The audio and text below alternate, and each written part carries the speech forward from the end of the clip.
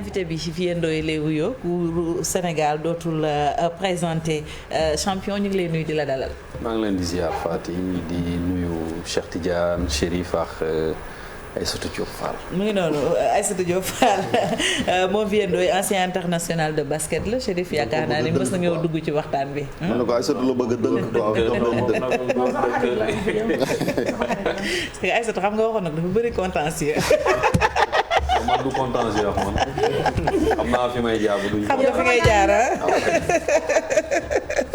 aywa agence pour le renouveau du basket ci nga bokk muy kuréel goo xamante ne samp ngeen ko gis nañ ni weekend bi yéen a ngi woon Louga.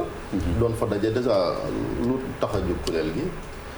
waaw maa ngi leen di remercier parce que balaa convergence bi c'est-à-dire affaire bi dafa am fu mu commencé. xam nga dañu nekk ci milieu boo xam ne dafa xaw a doy waar muy sport. surtout basket. xam na ne Sénégal dañ ko xamee woon comme pays de basket. yàgg gagné ñoom Mamati Paye fi jaaruñu Ousmane Pouye Faye ñoom Abdourahmane Ndiaye Adidas ñoo ñëpp ne woon fi ndaanaan en Afrique. Je me rappelle moom laay wax de temps à autre bu ñu daan dem compétition bu ma tasee Alphonse Billet le secrétaire général FIBA Afrique naan ko Mathieu Faye rek nga mosoon a faa te ba léegi da nga ko faa.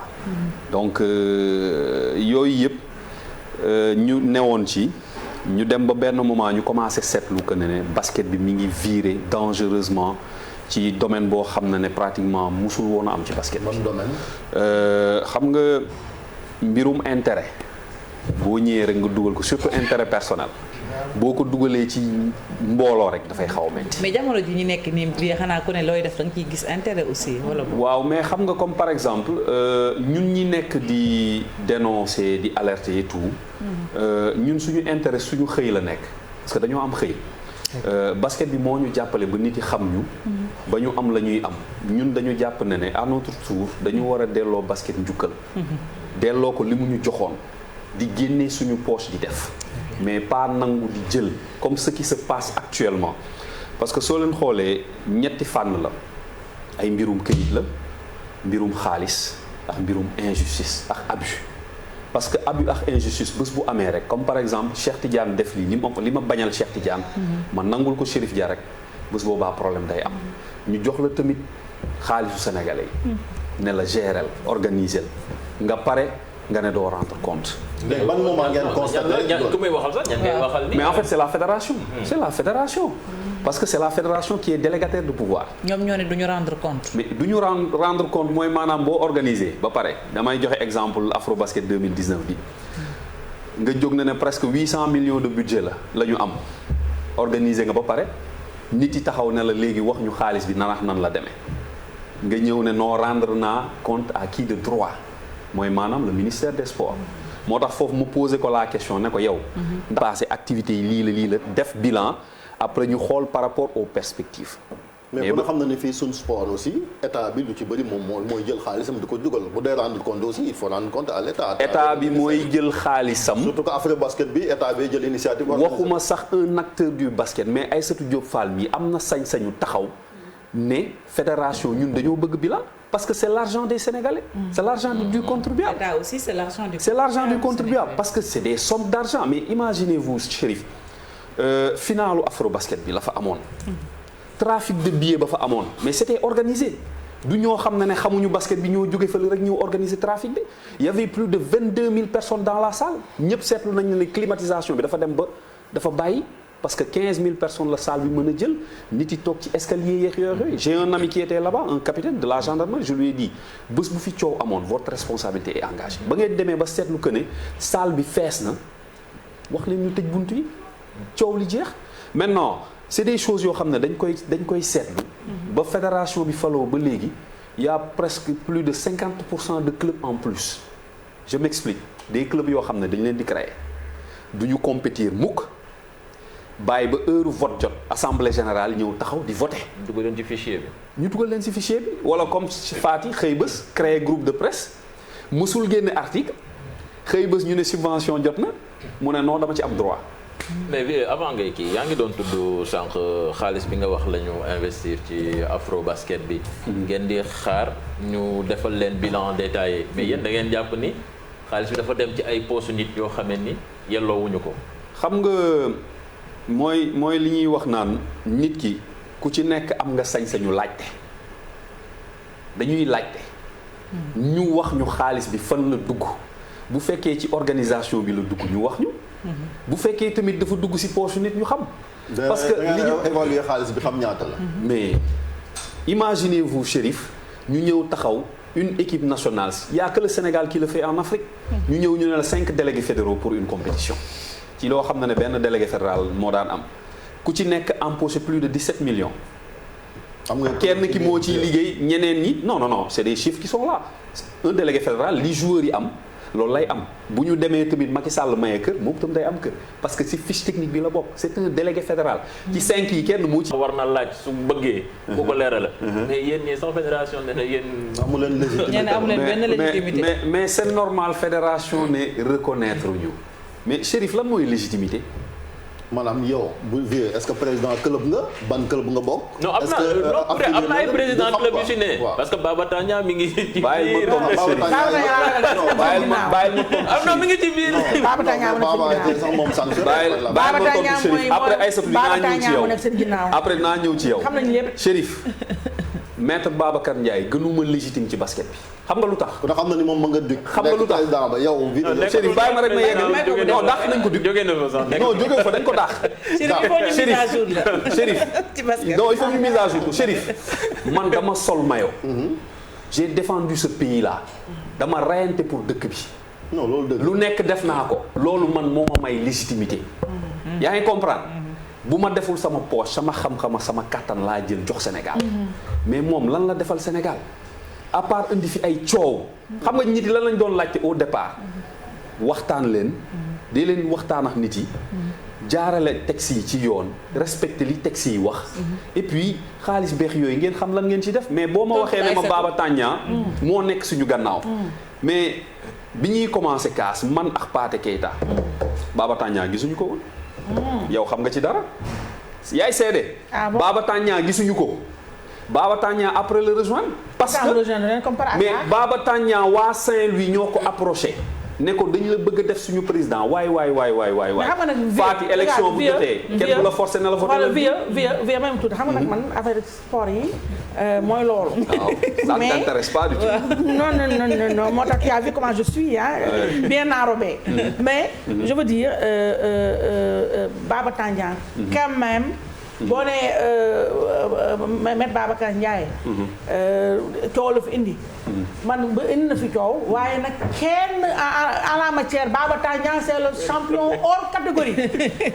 ba pare comme yéen seen pour légitimer Chérif parlait tout à l'heure de légitimité yéen pour légitimiser seen xeex.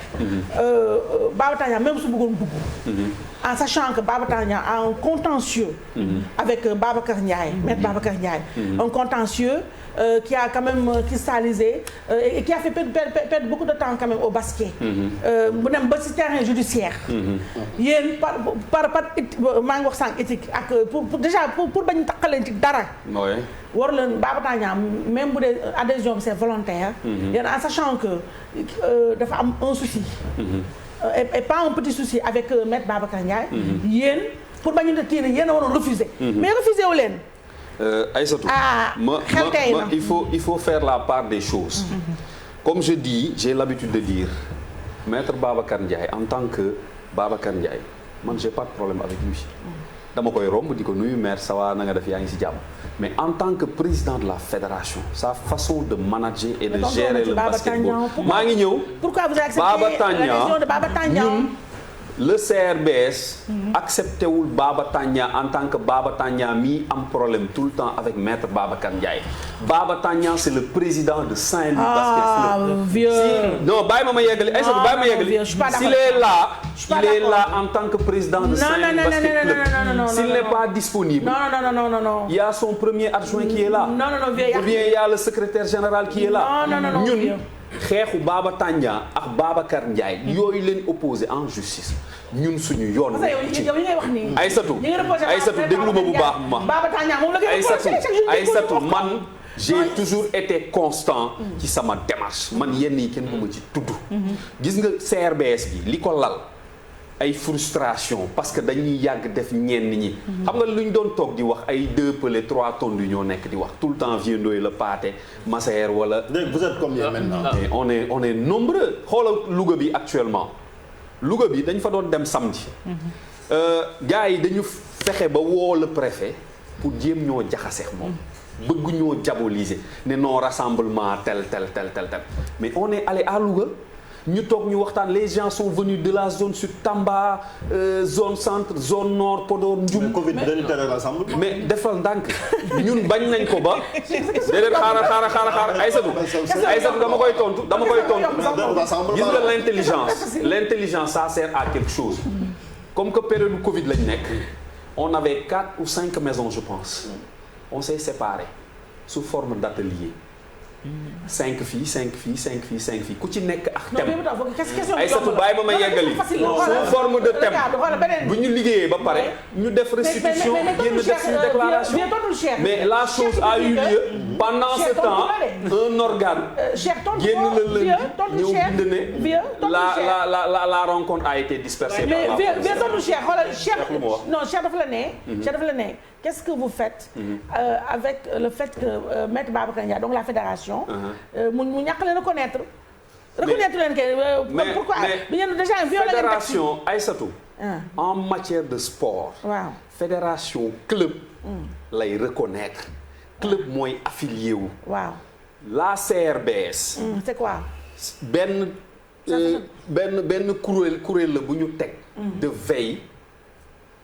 di kaas di joxe tamit ay solution la preuve xam nga ñoom fédération ñi ngi naan CRBS structure parallèle la xam nga lan mooy structure parallèle à la fédération mooy fédération bi lu muy def organiser ay championnat et tout loolu la CRBS bëgg a def coup d'état la xew man coup d'état ngeen bëgg a def la xew man non mais Aïssatou bu ñu jëlee exemple nawetaan quand il y avait l'ONCAV et l'ONCAM non parce que soo xoolee mais c'est incroyable ça mais Cheikh Fatou ma war a poser question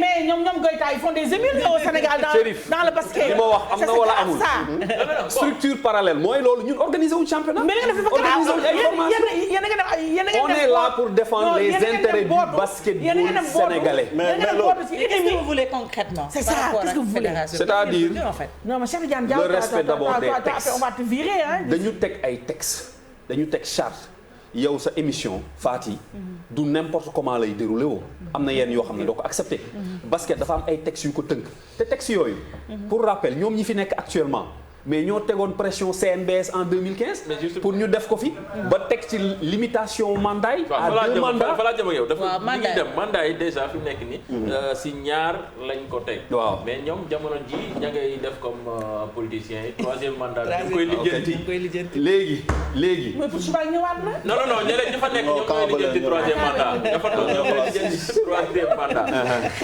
mais nag loolu fi ñu ko teg peut-être que xel mën na ko nangu parce que nee nañu waaw pour nga am expérience. pour dem FIBA diriger FIBA. wala ci poste yi am FIBA. waaw foofu nga yàgg ci instance yi nga xam ne ñoo nekk ci biir. waaw léegi bàyyi ma tontu la. waaw fi ma daanelee sànq. texte yooyu. waaw ñoom actuellement ñi fi nekk en 2015 bi fi comité de normalisation bi nekkee. ñoom ñoo doon teg pression comité de normalisation organisé wu en cadre de concertation. ñun li ñuy def actuellement nii ñoom loolu la ñu defoon en 2015 ils se permettent ne waa CNBS ñoo leen wax ñu créer cadre de concertation mais loolu du dëgg te Serigne Mboup waroon na ci wax en tant que président du CNBS ñoom au contraire ñoo créé seen cadre mu newoon un appareil politique te Babacar Ndiaye mi moo newoon le coordonnateur texte yi ñoom ñoo ci wax lijjanti ne lii lañ bëgg ñëpp d'accord ci. waa ministère waa FIBA ñëpp d'accord ci texte yi ne 2 mandats. Fati 2 mandats yi ñoom la. léegi ministère ñu def non dinaa ci yegsi léegi bi ñu defee seen benn mandat. yow changé woo texte yi ci côté limitation nga bàyyi ba sa dernier mandat nga ne non finalement il faut que ñu laal tëbal limitation de mandat yi. lu ci ministère mais luñ ci jublu ñu ne. dañu bëgg am expérience dem FIBA tel il te faut 3 ba 4 mandats mais boobu tamit du dëgg parce que FIBA nee nañ benn mandat doy na ay texte FIBA nee na benn mandat doy na comme par exemple man mii soxla ma dugg fédération ancien international la man Sénégal bu porté sama candidature mën naa dem directement FIBA mais nee na bu fekkee mbirum fédération la benn mandat de 4 ans doy na. ministère des sports léegi yow mënoo gérer correctement sa basketball national nga bëgg ne ministère des sports laa wax ñoom question boobu ci mandat yi limitation mandat yi. bon xam nga Matar Ba bi ko fi ANPS réseau kii woon defoon na fi waaw benn audio ne du benn fédération bu war a laal ay textes ñu teg ci diir président fédération bi génn na ne textes yi dinañ ko soumettre au club foofu on s'est posé la question défiance c'est-à-dire ce kilifa wax la mu wax nga teggi ko teg fële ne non lii laay def donc finalement. mais yéen a loo ngeen def tamit parce que kilifa bi nee na leen bu leen créé parti ngeen. non li ñuy def nii. li ñuy def nii Aïssatou defuñu ko pour daaneel fédération. defuñu ko pour tel defuñu ko ñun xam nga pour lan la défense des intérêts du basketball sénégalais mooy maanaam. texte yi nañ ko respecté reddition des comptes yi nañ ko def. mais injustice yi nañ ko bàyyi. mandat bi jàllee nan ngeen bu si toutefois troisième mandat bi ñuy tenté jàll. yeggaguñu foofu. parce que normalement pour mu jàll il faut que ministère addu ci. waaw on parle ba léegi ministère waxu ci. vieux s'il te plaît yow xam nga da ngay wax waxu intérêt basket. nañ pose voilà mooy dernière question bi ci intérêt basket. parce que yéen a ngi wax bëgg ne problème basket mi ngi tàmbalee sous l'ère maître Babacar Niang alors que yéen bu ñu jël ci góor ñi yéen. man boobu entrée en sixième laa doon def bi Sénégal gagné championnat d'Afrique ci wàllu góor ñi xëy na jigéen ñi ñoo doon góor ba temps yi sax gis nañ organisé nañ ko fii on a perdu même la finale. comment faire justement ñi ngi ci Covid bi on ne sait même pas kañ la reprise sport ak yooyu yëpp est-ce que problème yooyu yëpp daje. war leen a dégg la famille du basket daje ngeen jéem régler le problème au lieu que ku nekk fële def ko problème de personne. rapidement fii on est rapide. Chérif problème yàgg na am ci basket bi mais fi mu toll nii dañu toll benn moment boo xam ne. gis nga kilifa bi jiite basket bi buy dem bay menacer les clubs. menacer les gens ba pare di jaar ci suuf di leen woo na bàyyi loolu nit booy menacer da nga ciy dem jusqu'au fond. mais li la Chérif wax toog bokk jotaay est-ce que mais loolu du ñun joxuñu pour ñu jiite basket bi mais dañ ci am wàll te nit ci li nga am wàll. dafa xaar ko war a waxee du dem dugg defal parce que affaire ba du dugg siège fédération parce que jiite basket bi moo war a woote. ne tel. mais parce que dañ koy défier boo leen nekkee de l'autre côté di sànni xeer wala nag wala. gis nga CRBS bi moom xam na ci dara. xam na ne parce que le fait que muy toog di woote de gauche à droite di woo gars yi. jërëjëf yéen doy merci loolu moom merci beaucoup ñu lay sant bu baax di la gërëm ñu dem léegi ci allo présidence la ñuy dem Chérif dellu si waat léegi.